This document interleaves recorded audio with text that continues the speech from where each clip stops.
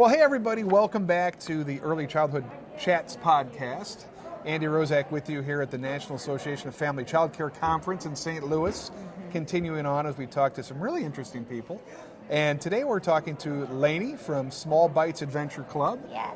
Based out of Georgia, Atlanta to be specific. Atlanta, Georgia, yes. So thank you very much for coming on. We appreciate you. Thank you for having me. I'm so excited to be talking to you today. We are talking all things nutrition. Absolutely. Laney's actually, I'm going to mess it up, a registered dietitian, is that right? A registered dietitian, yes.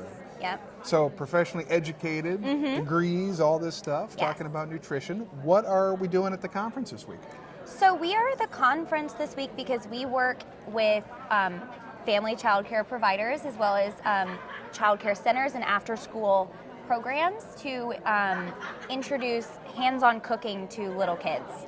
So we can get little hands in their food making the recipes themselves. Well, that sounds pretty fun. Yes, very fun. My job is super fun. So did you think when you went to school you'd end up doing this? No, honestly. So I graduated from the University of Georgia Bulldogs. master's. Yeah, go dogs. Bulldogs, all right. So I have my master's from the University of Georgia as well as my undergrad in nutrition. And I'm a very science-oriented person, so I always thought I was going to go more into the medical side of dietetics and like more into like hospital, working with diseases, things like that. But I found that the best place for me to have the biggest impact is with children. They're at such a critical part of their life where we can introduce fruits and vegetables that are going to improve not only their diet, not only their health, but their mental ability, their school performance, things like that, as well as just those skills that are going to last a lifetime. And hopefully that will mean fewer people need dietitians late in life. You're going to put yourself out of business. Well, you know what? And honestly, when you're working in this kind of field, that's kind of the goal, right? It's kind of like the fire department motto, quite honestly, right? Exactly, yeah. That's like, good stuff. I want every child to be cooking, and if that's the case, then we've done our job. We've done what we came to do, right? 100%. And Yeah. I think, you start young, and just like everything else we talk about, these are life skills. I mean, if you grow up eating cookies and candy and all sorts of stuff, you're probably going to continue that trend as an adult, right? Absolutely. So starting young, variety of foods, all sorts of good stuff. Yeah. And I've been eavesdropping a little bit this week. You got some Play-Doh. Yes. So we love Play-Doh for working with kids because it's a tool that they know and are familiar with. So when you're introducing other tools like a child-safe knife or other skills like measuring ingredients, using something that they're familiar with can make these things a little less scary.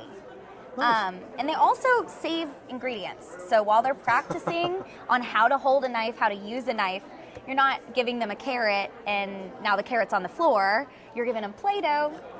That doesn't matter if that's on the floor, right? True. So we love introducing Play-Doh to kids in the kitchen. Yeah. So talk a little bit about Small Bites Adventure Club. How was it founded? What's the mission? What are you guys up to on a day-to-day kind of basis? Yeah, absolutely. So it's our CEO, Erin, founded Small Bites Adventure Club in 2019 because she had a picky eater at home, and she really saw that he was super willing to try new foods at school when he was with his friends, when he was with his teacher. And then he would come home and didn't want to try things. Okay. So she thought, how can we kind of leverage that power that seems to be in schools to improve the diets of kids?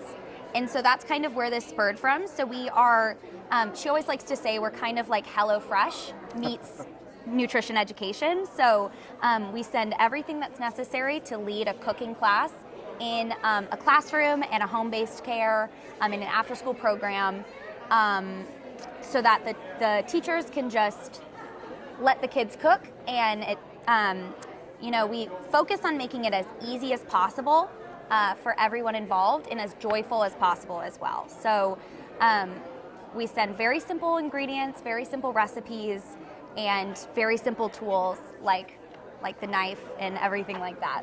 Well, how much fun is that? I mean, I I know. got to think the parents are probably enjoying it, the kids are enjoying it. If you're at a family child care home, you're probably enjoying it. Yeah. I mean, what a fun, and by the way, like at the end, you've got a nice product that you can actually use and enjoy. Right? Absolutely. And the recipes are built so that the kids once they know how to make it, eventually they're going to be able to make it entirely by themselves, like at home.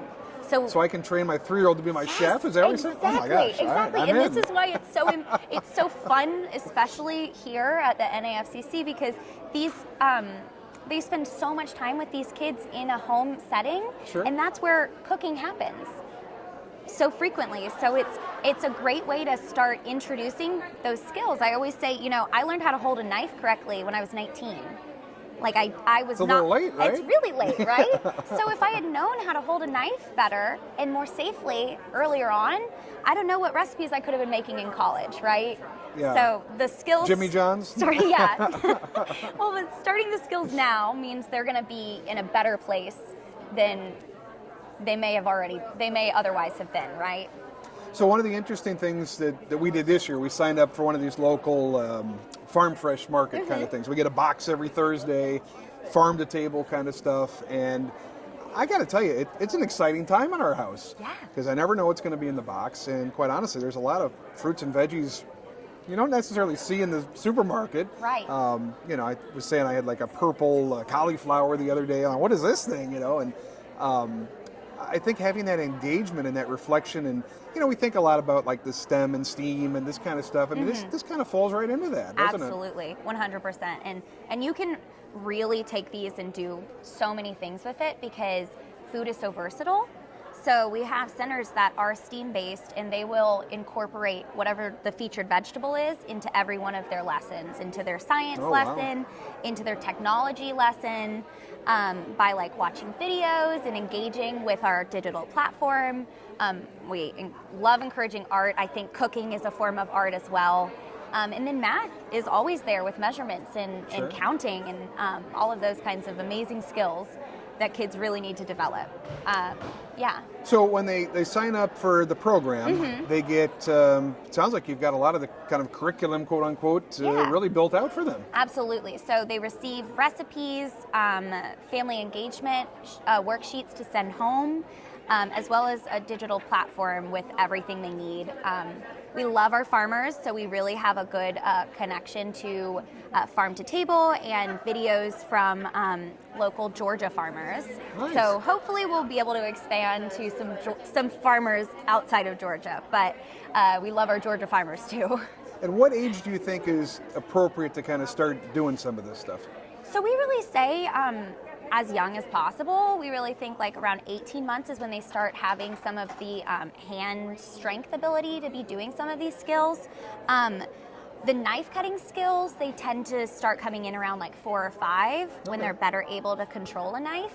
But using, child scissors, using their fine motor skills, those can all be done from as young as really you want, right? Sure. Yeah. Oh, what a fun project. Yeah. So as a dietitian, what do you think is the biggest crime that we're committing? What are people doing wrong? Oh, with their nutrition? Yeah, what's some bad things that you're seeing that like, gosh, if we would only just not do A, B, or C, we'd be much better? I think using words like bad and good is one of those really easy ones that we can work on. Okay. I think that one thing that comes from a conversation about nutrition is we start hearing this is healthy and this is unhealthy. And that can start, although maybe true to some of us, that can start having some negative impacts on how kids are viewing food and how they're choosing their food. So instead of, focusing on that's a bad food, focusing on this is a phenomenal food, this is so tasty, this is so fresh, what do you love about this flavor? So instead of categorizing food, kind of letting kids start to develop their own language around it. Oh, I like that. Yeah, so I really love, there are no bad foods. There's just foods that are more nutritious, and maybe a little less nutritious. Moderation is key? Moderation is key, Okay. Absolutely. But the conversation when they're children should really be focusing on, how do you like that flavor? What can we do to make you like that better? Those kind of conversations that keeping food in a positive light is really helpful. And a lot of folks, kids this age, I mean, they're focused on emotion, Absolutely. Regulation, expressing themselves. Yes. So, I mean, it seems like that would tie in kind of naturally too. 100%. So I think food, because it's something that, most children are eating food 5 times a day, Sure. Even more. And so this is a place where there can be so many conversations about, and so much autonomy built and self-efficacy built. And that's something that we really, really love to focus on, is this idea that once kids know that they can do it, they're more likely to do it, right? Oh my gosh, So, the empowerment is out of this control, isn't it? Exactly. Yeah, it's really phenomenal to see. And I like what you're talking about here. And again, no good foods, no bad foods, whatever. But I think we all agree, like, if we can get some fresh veggies, Yes. probably better than some processed grab-and-go bars and some of the other 100%. sugary stuff that's out there, right? So, Yeah. but if you don't get exposed to that, if you don't have that choice, Yeah. the child's never going to say, Mommy, I want a carrot or Yeah. an apple, because they're going to say, I want the fig bar or the cookie or Absolutely. the Paw Patrol, the graham crackers or whatever. It has to Yeah, be. so we always talk about the convenience of those processed foods, but a lot of that comes from we don't have the skills to make the recipes easy for ourselves. Or the time. Right? So our recipes are all really quick, really simple and easy. I've made them in like 5 minutes sometimes, like Wow. as an adult, obviously. But that means like you can start introducing these convenience foods that are actually fruits and vegetable forward instead of processed food forward. So making them easy skills. So, on the spot, Yes.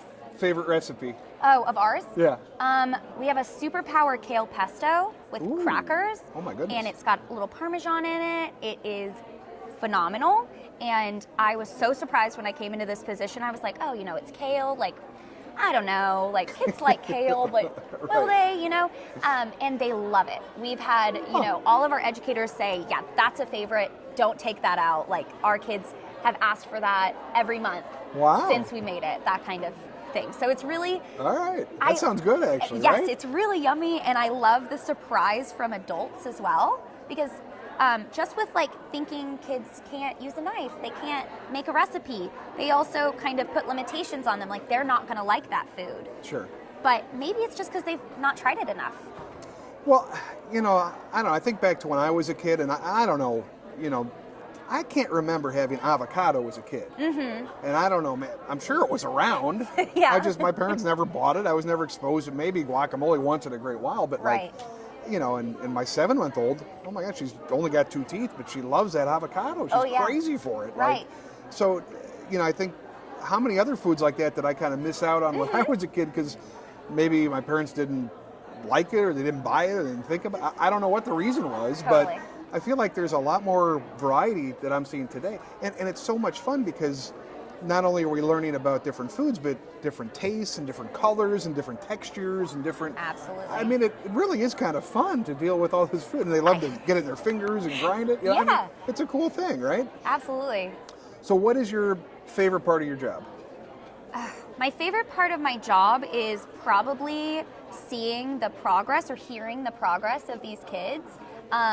We just had a conversation with a bunch of educators a couple weeks ago, and one of them said, we had a student who came to us and he was only eating pureed foods. He was eating applesauces, yogurts. He had a textural issue. And by the end of the program, he was eating carrots. And we went and visited. I saw him eat a bean. Like, I saw him eat a black bean. And that can be a difficult texture for a lot of people. Oh, yeah, right. Regardless of if they have sensory, issues. So that seeing and hearing that there's a difference being made, Yeah. and that children are expanding, even if, he ate one bean, maybe he didn't really love it, but he ate it and he experienced it. And that's going to broaden his diet in his future and his nutrition in general. So that's really probably cool. my favorite And you part. get to- Yeah. I mean, really saw some on-the-ground truth here. I mean, Absolutely, some and the movement. pictures are just so Oh, my cute. goodness. Little kids cooking will never get old. Like, They have to have the chef hat, right? yes, they have their chef hat. Sometimes they'll have, aprons on, all of that kind of stuff. It's so sweet.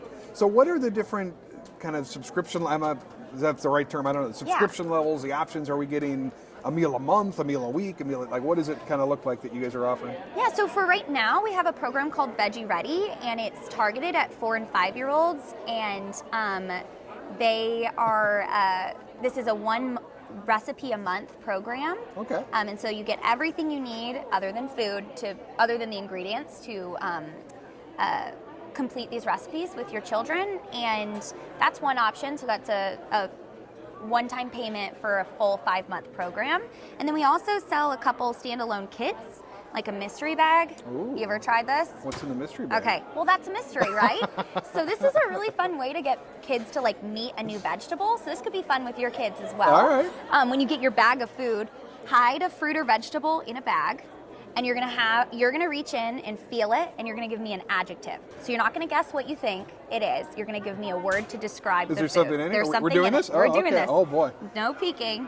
Oh man.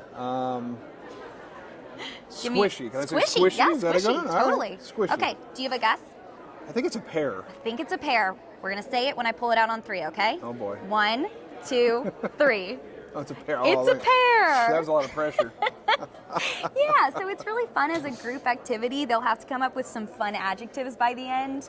You know, I heard when I did this yesterday with a lemon, I heard it's avocado-like.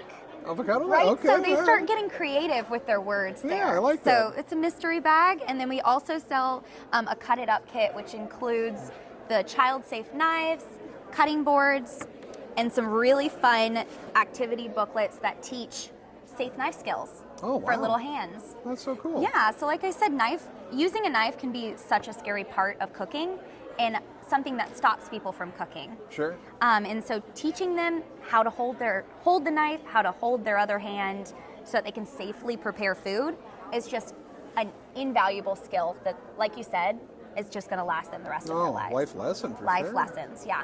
So if folks want to learn more, find out Yeah. more about the program, I'm sure there's social media websites. What's the best way Absolutely. to get a hold of you guys? You can email us at hello@smallbites.club or visit our website at smallbites.club. There is a contact option on that website. You can reach out there. We're also on social media at Small Bites Club on Instagram and Facebook. And we have Small Bites Adventure Club on YouTube. We have a ton Wow. of fun, free videos that you can use in your nutrition programming. Well, there we go. Yeah. Well, I see they've made popcorn for us. I know, I smell it too.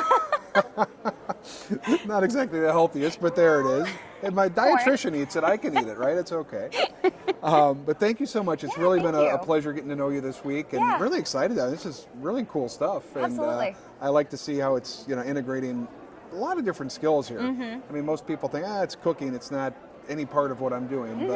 but turning it from a chore into something that's more meaningful, Yes. impactful, remembering, and building on all the other skills we're working on. Absolutely. It's a pretty cool idea, actually, And right? something that can help parents too. I'm like, if your kid knows how to cut up some vegetables, maybe you toss them a couple. They do that, and you're doing your other stuff while you're cooking. I Save like them that. some time. Put those kids to work. Exactly. Always. Well, thank you so much for joining us. We Thank really you. appreciate it. Thank you guys for joining us. We're going to be bringing you more here from St. Louis, Missouri. The Arch is literally right outside. It's a beautiful venue. We got about 1,200 family child care providers here with us this week at the National Association of Family Child Care Conference. And hopefully you'll tune into some more episodes. A lot of great content coming up. Let us know what you'd like to see and drop us a line. But for now, for the Early Childhood Chats podcast, this is Andy saying we'll see you again soon. Bye.